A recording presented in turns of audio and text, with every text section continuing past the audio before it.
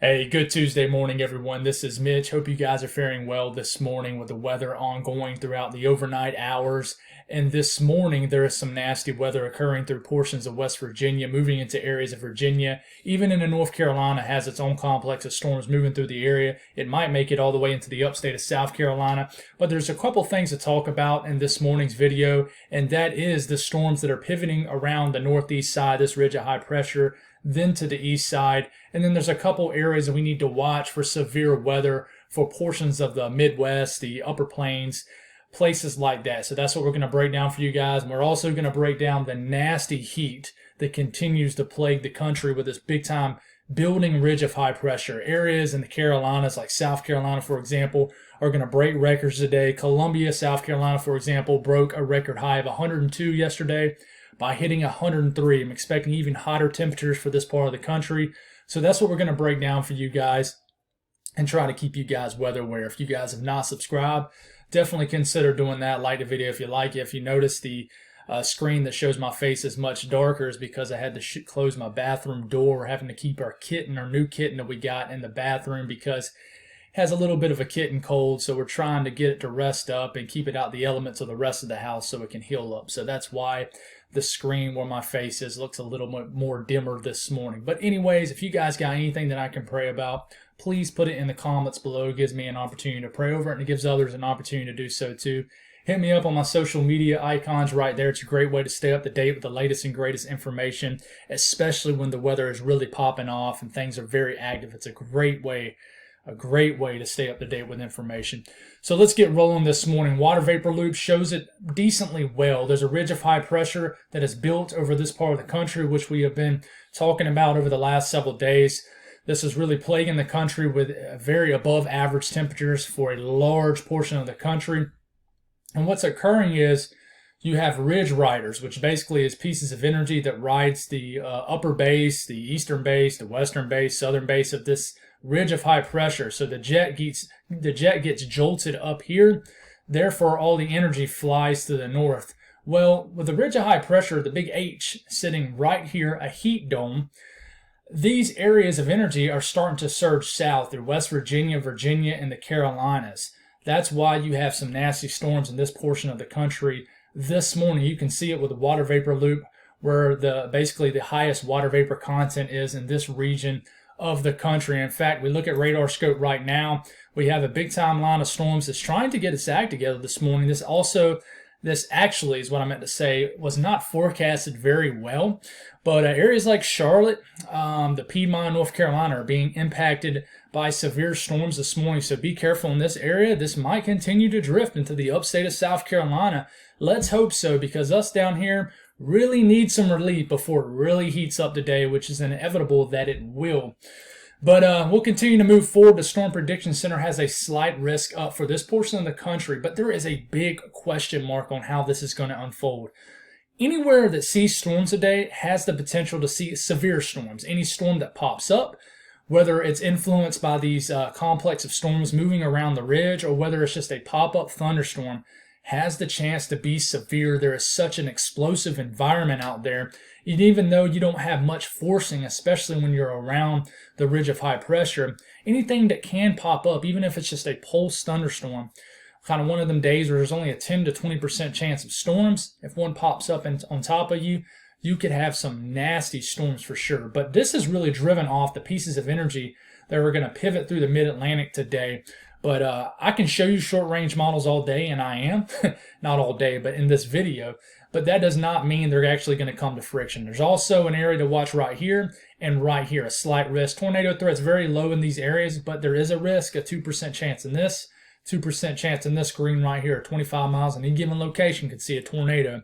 Wind threat, 15% risk in this region of damaging winds occurring, and then a 15% risk in these areas. But with any storm that develops, you can just throw the percentage out the window. If a storm develops on top of you, there is a chance for damaging winds.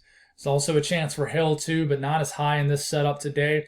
But 15% risk of significant hail approaching 1 inch diameter or higher in these slight risk areas right here. The heat is also a huge story here. Any county you see in the orange, I know this is pretty small on the screen, but geographically, I think most know where they are in general on a map. But if your county, you'll know if you have a heat advisory today, trust me. If you have a heat advisory today, even the areas that don't have a heat advisory are going to probably be pretty warm in this part of the country. Temperatures are going to be approaching at least the mid to upper 90s with heat indices in these areas approaching well over 100 degrees. In the purple areas, that is excessive heat warnings. In the red areas, these dark red areas, that is excessive heat watches. So it's areas you need to watch for an upgrade. But everywhere in this area, these areas are going to be very hot today, very uncomfortable. So let's take a look at how these storms potentially can unfold today. I will mention this is starting off at around 7 a.m. So around right now, Eastern time.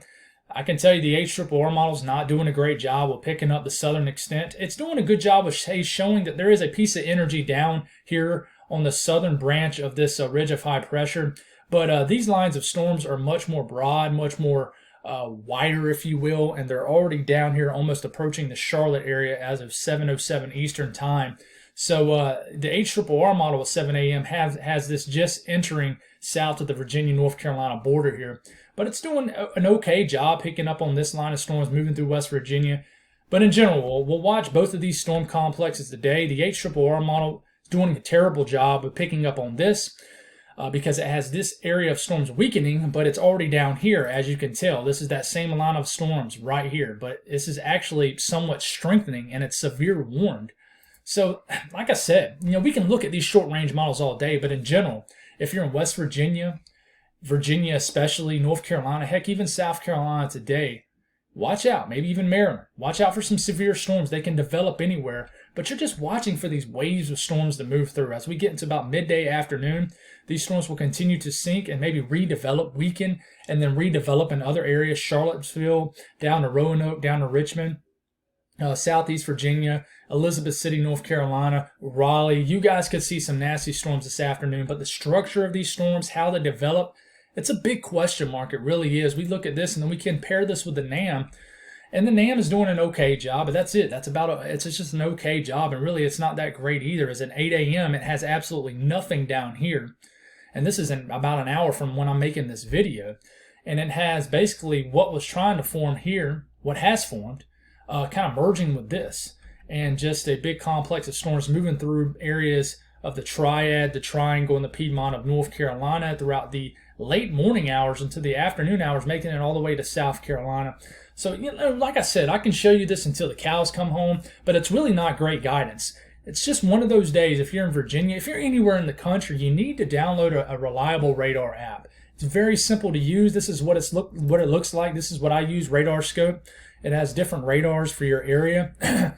You can plug in your exact location. You have an icon that you can drop that tells you exactly where it is. It's almost pinpoint accurate, and it's a great app to have, especially in these kind of setups. People want to know, is it going to rain at my house at 2:15 in the afternoon 2 days from now? Nobody knows that, especially in the summer, guys. Nobody is going to know that. You can look at your hourly forecast on the Weather Channel until the cows come home, but at the end of the day, it's not going to be, I would even say it's going to just, you're just going to have a 50-50 shot. And people diss on meteorologists all the time. Like, they don't know how to do their job. They get paid to be 50% right.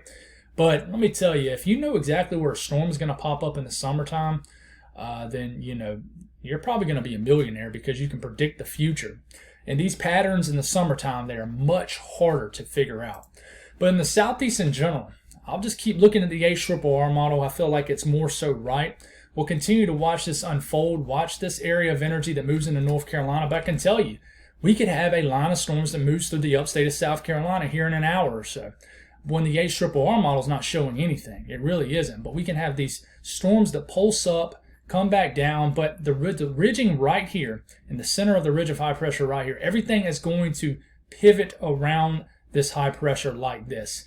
So you're going to have areas that continue to pop up even through the overnight hours, and then the direction that they are going will shift. So they'll come in, they'll move in from the northwest, and then they'll move southeast, then go south, then go southwest, and then go west, then go back northwest, and they'll continue to pivot around this as long as this ridge of high pressure stays right here. So we got to figure out what's going to happen here going forward here, looking at the Northeast, it's going to be pretty quiet today unless you're in areas of the mid-Atlantic. But the Northeast in general, maybe some scattered showers and downpours up towards Maine. But in general, pretty quiet today. Not a whole lot going on for you folks. The South Central U.S., about the same. Very quiet day. Maybe some showers, maybe some storms. Deep in Southwest Texas and the mountainous areas down here. Other than that, not a whole lot going on. The North Central U.S., this is where we could see some active weather today. The NAM and the HRRR model have some decent agreement that there's going to be some storms associated with a surface low that is riding into Canada this afternoon, well, late this morning and this evening. So you're going to have some storm development associated with this, probably in areas of North Dakota and northern Minnesota. So we'll watch out for some large hail, maybe a weak tornado, a very small, not even a 2% chance of a tornado, but a tornado threat here that is not very high, maybe some damaging winds. But this is for a more low populated area, but any small town up here, anybody up here, please watch out for some nasty storms. And then later tonight, I really think this really doesn't get going until probably into the late evening, overnight hours.